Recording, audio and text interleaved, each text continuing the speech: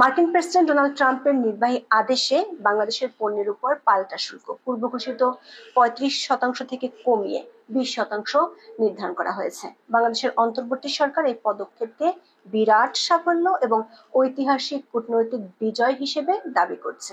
তবে চাঁদের যেমন কলঙ্ক আছে, তেমনি এই সাফল্যের পেছনে যে একটি অশনি সংকেত লুকিয়ে আছে সেটি এরই মধ্যে প্রকাশ হয়ে গেছে।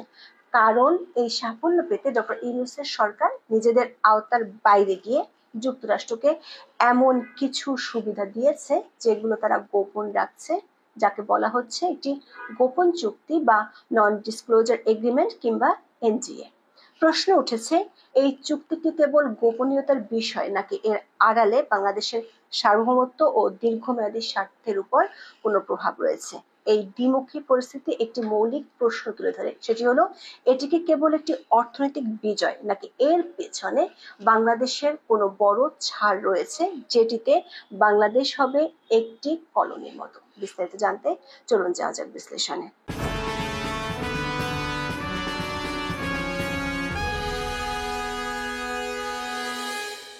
গত 2রা এপ্রিল মার্কিন প্রেসিডেন্ট ডোনাল্ড ট্রাম্প বিশ্বের অনেক দেশকে তার দেশের বিশাল বাণিজ্য ঘাটতির জন্য দায়ী করে পাল্টা শুল্ক আরোপের ঘোষণা দেন।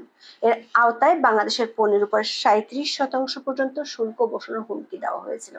এটি বাংলাদেশের রপ্তানিকারকদের কপালে চিন্তার বড় ভাঁজ ফেলেছিল।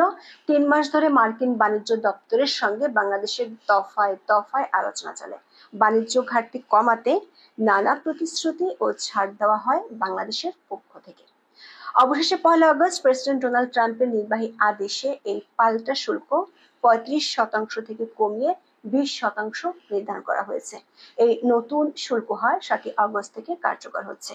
তবে এখানে একটি অঙ্কের হিসাব আছে। এই নতুন 20% পাল্টা শুল্ক বাংলাদেশের পণ্যের উপর আগে থেকে থাকা গড় 16.5% বিদ্যমান শুল্কের সাথে যুক্ত হবে। ফলে মার্কিন বাজারে বাংলাদেশি পণ্যের উপর মোট কার্যকর শুল্কের হার দাঁড়াবে প্রায় 36.5%।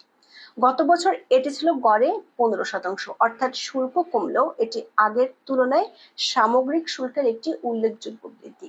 আবার যেসব পণ্য দেশীয় কাঁচামাল দিয়ে তৈরি নয় সেগুলোতে 51% শুল্ক দিতে হবে। যেমন বাংলাদেশের যে তৈরি পোশাক তার কাঁচামাল বাইরে থেকে আসে, সেক্ষেত্রে যুক্তরাষ্ট্র থেকে বেশি দামে তুলা কিনতে হবে, তাহলেই ছাড় পাওয়া যাবে। তবে তৈরি পোশাক রপ্তানিকারকেরা বর্তমান শুল্ক হারে কিছুটা হলেও স্বস্তি পেয়েছেন, কারণ পোশাক খাতে বাংলাদেশের প্রধান প্রতিযোগী দেশগুলো যেমন ভারত, পাকিস্তান, ভিয়েতনাম, শ্রীলঙ্কা প্রায় একই বা কিছুটা বেশি হারে শুল্কের আওতায় রয়েছে। পোশাক শিল্পের শীর্ষ সংগঠন বিজিএমইএর সভাপতি মাহমুদ হাসান খান বলেছেন, 20% শুল্ক হার শুনে অনেকে স্বস্তি পাচ্ছে। তবে এটি যুক্তরাষ্ট্রের বায়ারদের জন্য একটা বাড়তি খরচ, ফলে রপ্তানিতে কিছুটা চাপ তৈরি হবে, বিশেষ করে দামের ক্ষেত্রে। বিসিআই সভাপতি আনোয়ারুল আলম চৌধুরী পারভেজ মনে করেন, 20% বাড়তি শুল্কের কারণে যুক্তরাষ্ট্রের রিটেল মার্কেটে ভোক্তার চাহিদা প্রায় 35% কমে যেতে পারে, বিশেষত কম দামি পোশাকের ক্ষেত্রে। ফলে আগামী 1-1.5 বছর অর্ডার কমতে পারে। মার্কিন শুল্ক হ্রাসের ঘোষণাকে বাংলাদেশের অন্তর্বর্তী সরকার একটি সিদ্ধান্তমূলক কূটনৈতিক বিজয় হিসেবে উপস্থাপন করছে। সরকারের যুক্তি, এটি দেশের রপ্তানি খাত, বিশেষ করে তৈরি পোশাক শিল্পের জন্য একটি ইতিবাচক বার্তা বয়ে এনেছে এবং তুলনামূলক সুবিধা বজায় রেখে বিশ্বের বৃহত্তম ভোক্তা বাজারে প্রবেশাধিকার নিশ্চিত করেছে। কিন্তু সরকার গোপন রাখতে চেয়েও যেটি গোপন রাখতে পারেনি সেটি হলো এই শুল্ক ছাড় পেতে আমেরিকার কথা মতো একটি গোপন চুক্তি বা নন ডিসক্লোজার এগ্রিমেন্টে স্বাক্ষর করতে হয়েছে। বিষয়টি ব্যাপক বিতর্ক সৃষ্টি করেছে। বিশেষজ্ঞরা এই এনজিএকে বাংলাদেশের ইতিহাসে প্রথম এ ধরনের চুক্তি হিসেবে উল্লেখ করেছেন, যা দ্বিপাক্ষিক শুল্ক আলোচনার সময় স্বাক্ষরিত হয়েছে।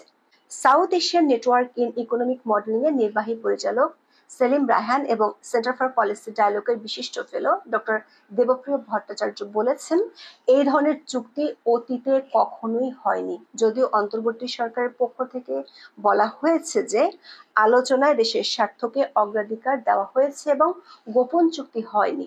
বাণিজ্য উপদেষ্টা শেখ বশিরউদ্দিন বলেছেন, চুক্তি স্বাক্ষরিত হওয়ার পর তথ্য অধিকারের জন্য যুক্তরাষ্ট্রের সম্মতি সাপেক্ষে এটি প্রকাশ করা হবে।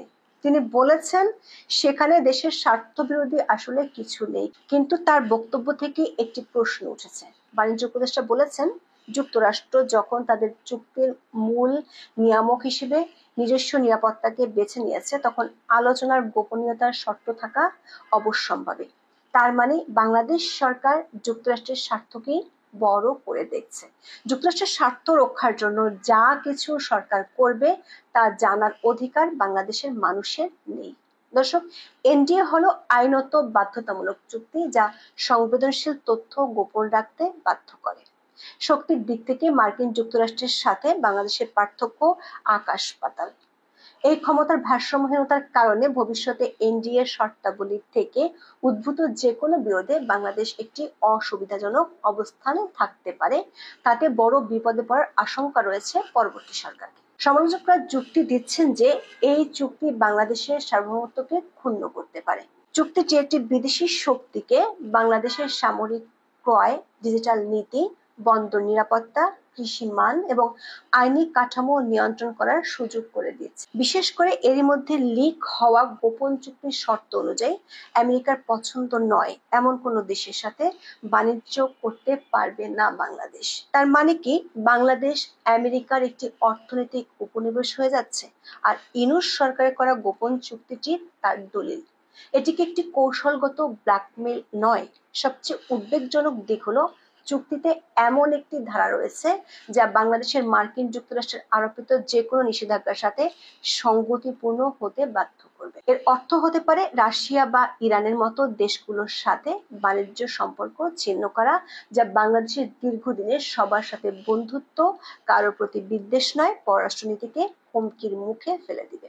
একটি বাংলাদেশকে ব্রিক্স বা সাংহাই কোঅপারেশন অর্গানাইজেশনের মতো উদীয়মান বৈশ্বিক জোট থেকে দূরে সরিয়ে দিতে পারে। আবার মার্কিন শুল্ক হ্রাসের আপাতত সাফল্যের আড়ালে বাংলাদেশ যে ব্যাপক অর্থনৈতিক ও ভূ রাজনৈতিক ছাড় দিতে বাধ্য হয়েছে তা চুক্তির সামগ্রিক চিত্রকে আরো জটিল করে তুলেছে। শুল্ক হ্রাসের বিনিময়ে বাংলাদেশ মার্কিন যুক্তরাষ্ট্রকে বেশ কিছু বড় ধরনের আমদানির প্রতিশ্রুতি দিয়েছে। এর মধ্যে রয়েছে 25টি বোয়িং বিমান কেনা, যার আনুমানিক মূল্য প্রায় 50,000 কোটি টাকা। পরবর্তী 5 বছরে বেশি দামে বার্ষিক 7 লাখ টন আমেরিকান গম এবং $1 বিলিয়ন মূল্যের মার্কিন তুলা আমদানিরও প্রতিশ্রুতি রয়েছে।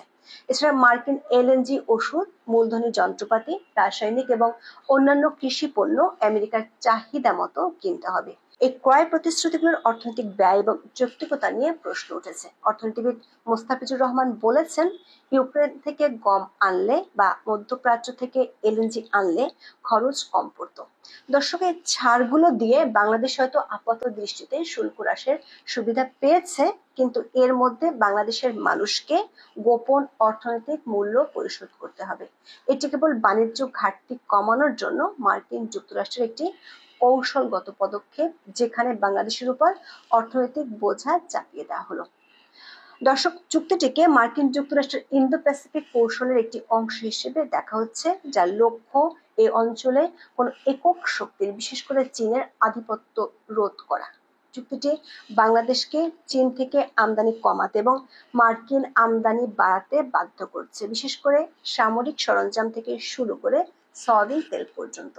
চীনের লজিস্টিক সিস্টেম লগ ইন নিষিদ্ধ করা এবং মার্কিন রপ্তানি নিয়ন্ত্রণের উপর মার্কিন নজরদারি অনুমতি দেওয়া বাংলাদেশের ডিজিটাল ডোমেইনেও মার্কিন প্রভাব বাড়াবে। ডক্টর ইউনূস আজ বাদে কাল হয়তো চলে যাবেন, কিন্তু ভবিষ্যতে যে নির্বাচিত সরকার আসবে তার জন্য পথটা কঠিন করে ফেললো অন্তর্বর্তী সরকার। এখন এ পর্যন্ত। সবাই ভালো থাকুন, সুস্থ থাকুন, নিরাপদে থাকুন। দেখা হবে আগামী পর্বে।